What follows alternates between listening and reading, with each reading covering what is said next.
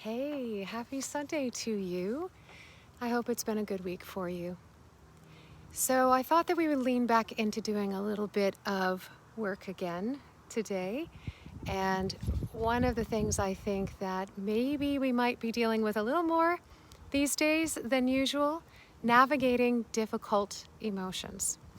Now, clearly this is something that is an appropriate and useful skill every day of our life, perhaps, because I don't know about you, emotions show up.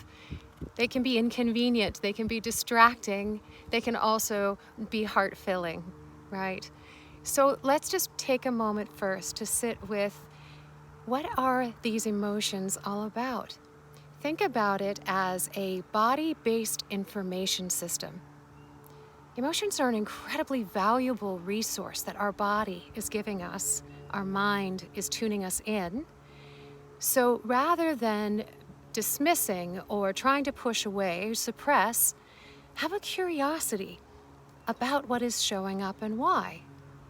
So 4 really important emotions that are classified for us to think about, they're a little bit different than feelings. Feelings are a little bit more subjective and contextual and individual.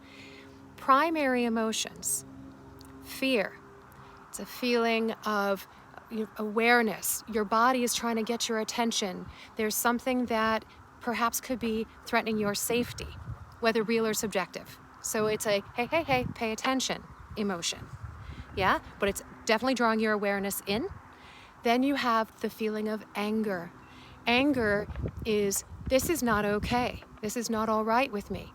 Think about anger as perhaps being an emotion about boundaries. That there's something that you need to pay attention to for yourself, or that there's a boundary that somebody else is drawing that you need to just bring, again, a curiosity to. Sadness. Sadness is about loss. It could be about something as important as a loved one, 2-legged, 4-legged, feathered or furred, but loss.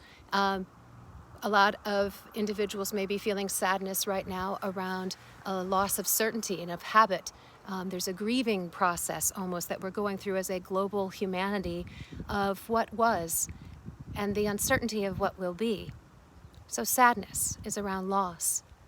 And joy. Joy is different than happiness. Joy is more expansive in nature, and it's a beautiful emotion in that it is something that goes out in all directions, and it's really the connection to feeling alive in this moment. And joy can be from many, many things. It's really almost the exact opposite of anger, because you feel very connected to yourself and to everything around you with joy. Anger is about boundaries. Just a really good thing to pay attention to in terms of contrast. Yeah. Okay, so working through these challenging emotions, so important points to make. Being the observer, being curious about these emotions that have shown up to give you a little bit of information. And again, as we were saying, we don't want to suppress or push away, but we want to pay attention. We might learn from. We might also take a moment to recognize that if we don't work through these and suppress them, they're going to show up. They'll come back. And they may even have important impacts on your physical and mental well-being if we don't work our way through them. Think about your emotions almost as like a weather system. They're moving through and around you. They are not you. They're energy, and they will pass. So, let's navigate this weather system with a great acronym, RAINN. Okay, R stands for recognition. What is this that I'm feeling? Why am I feeling this? What's going on? Right? So identifying the emotion and feeling like, I recognize this. This is what happens when I am feeling angry, or this is what happens when I'm feeling very sad. So just recognition. Okay, the A is to allow it, to not push it away, to sit in it. Okay, easier said than done. It's uncomfortable. Just breathe. Be compassionate, no shaming, guilt, judgment. I know sometimes these emotions are really tough to sit with. Let it be. Remember, it's just a weather system. It's going to pass through you. Let it move. It's energy moving through. I identify and investigate. So we want to make sure that we are aware of what that particular little clue is telling us. Investigate, be curious. Why? Why is that showing up right now? What worth does it have and what message might you take? N, there are two N's, not to identify with. These feelings that are in me and the physical sensations feel a lot like anger, as opposed to, I'm angry. This feeling, my heart is racing and I feel a little queasy. What is this that I'm feeling? I feel afraid. That's what I'm feeling. As opposed to, I am afraid. Yeah, you see the difference? The second N is to nurture. Be compassionate with yourself.